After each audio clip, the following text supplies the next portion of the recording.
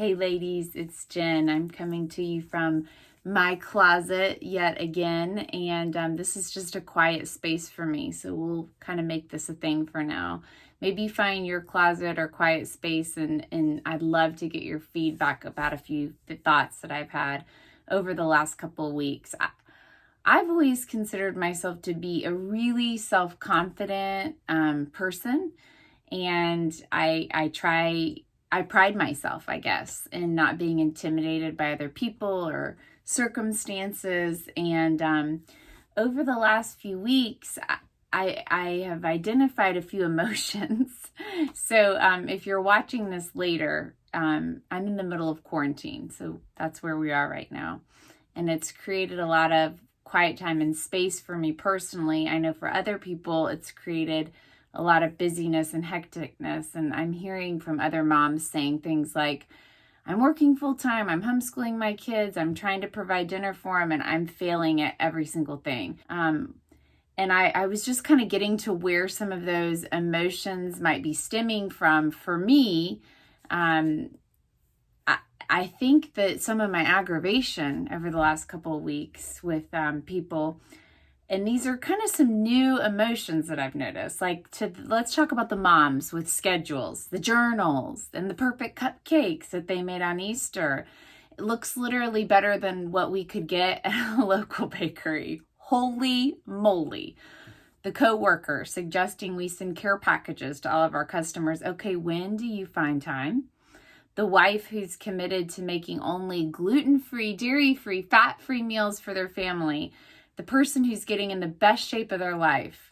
The friend who remains positive no matter what. You just want to vent and have an ugly moment, and they come back with some positivity every single time.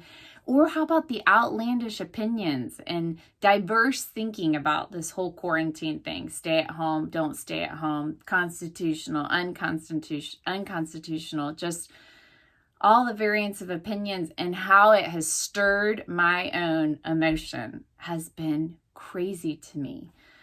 And I saw a phrase, it said, when you see yourself in a bad light, you go out of your way to find fault in others.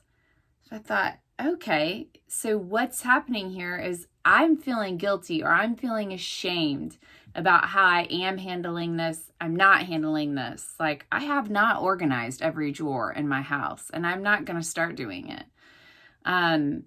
But when I see that, when other people say things like that, and good for them, but I'm like, ugh, I should be doing that. I'm not. So that's guilt. That's shame for me. My word for this year that the Lord put on my heart after I prayed about it was people. And I'm finding that over the last couple of weeks, I have wanted to strangle some people, and sworn some friendships are over post-quarantine over silly stuff like that I'm comparing myself to, where I don't feel like I'm living up to that comparison. Comparison undermines your usefulness to God. So I would ask, what's disappointing you in yourself because of the influence of others?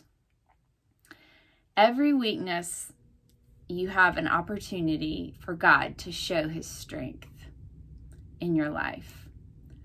So are you beating yourself up and you don't even know it? And it's coming out in this irritation and anger and ill will towards other people?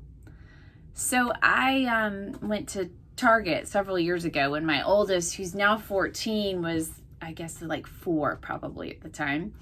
And I was having a really icky day. I can't remember all the circumstances, but I ended up just blowing a gasket at the pharmacist. And it wasn't, a couple weeks later, I didn't think anything of it, that Harrison would remember it or have any type of recollection. We go back into the Target, throw a few things in the cart, and he says, wait, Mommy, when are you going to scream at that lady again? So there you have it.